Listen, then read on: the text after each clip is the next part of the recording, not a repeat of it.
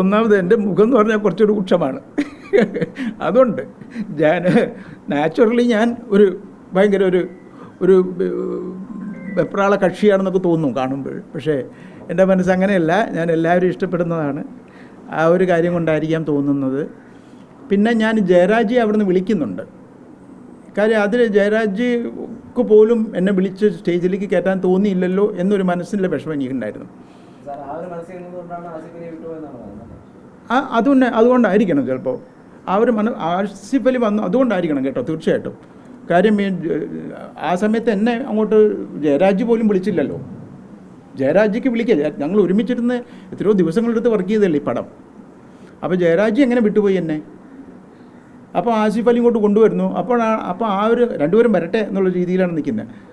ചെറിയൊരു മൂമെൻ്റ് അല്ല, ചെറിയ നിമിഷമല്ലേ അത്. അതെ.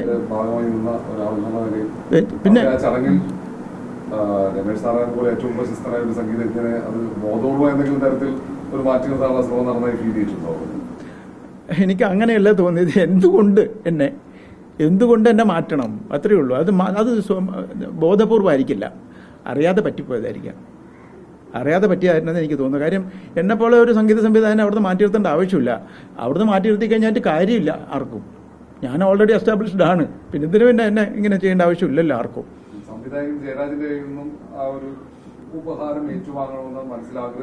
അദ്ദേഹം ഉള്ള സ്ഥലത്ത് വേണ്ടേ എനിക്ക്? അദ്ദേഹം കൂടെ വേണ്ടേ? ഞാനും എത്രയോ ദിവസങ്ങളെടുത്ത് വർക്ക് ചെയ്ത പടമാണത്. ഈ ഇവിടുന്ന് എൻ്റെ സ്റ്റുഡിയോ ഒന്ന് ചെയ്തതാണ്. എത്രയോ ദിവസങ്ങൾ അദ്ദേഹം ഇവിടെയായിരുന്നു. അപ്പം അങ്ങനെ വർക്ക് ചെയ്തൊരു പടം നമ്മൾ ഒരു മൊമെൻ്റ് അതിന് കിട്ടുമ്പോൾ അദ്ദേഹം കൂടെ, അതുകൊണ്ടാണ് അദ്ദേഹത്തെ വിളിച്ചത് ഞാൻ. അപ്പോൾ ആസിഫ് അലി തന്നു. Asif Ali I am so happy. Asif Ali തരുമ്പോഴെനിക്ക് ഭയങ്കര സന്തോഷമേ ഉള്ളൂ. അപ്പോൾ ആസിഫ് അലിയുടെ അടുത്ത് വാങ്ങിച്ചു. ഇത് തന്നു കഴിഞ്ഞ് പിന്നെ ഞാൻ ജയരാജ് വിളിക്കുമ്പോൾ ആസിഫ് അലി അവിടെ ഇല്ല, പിക്ചറിൽ കാണാനില്ല. അതാണ് പ്രശ്നമായത്. അപ്പോൾ കാണുന്നവർക്ക് തോന്നുന്നു ആസിഫ് അലി അവിടുന്ന് ഞാൻ നെഗ്ലക്റ്റ് ചെയ്തു തോന്നുന്നു. ഞാൻ ആസിഫ് അലിയെ നെഗ്ലക്റ്റ് ചെയ്തു ഞാൻ എന്നല്ലേ തോന്നുന്നു അത് കാണുമ്പോഴേ. അതാണ് സംഭവിച്ചത്.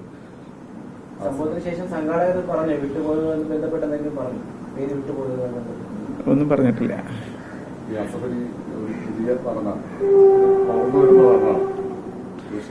ആസിഫ് അലി വലിയ നടൻ തന്നെയാണ്, വളർന്നു വന്നൊന്നുമല്ല. Is a well known reputed ആർട്ടിസ്റ്റാണ് അദ്ദേഹം, അല്ലേ? അതെ, എല്ലാവരും വളർന്നു വരികയല്ലേ കലയിൽ. ആരാണ് പൂർണ്ണനായിട്ടുള്ളത്? ആരും പൂർണ്ണനാവുന്നില്ല, എല്ലാവരും തന്നെ. നമ്മൾ വിചാരിക്കുന്നതല്ലേ ഉള്ളൂ. Asif also is a big artist, no doubt.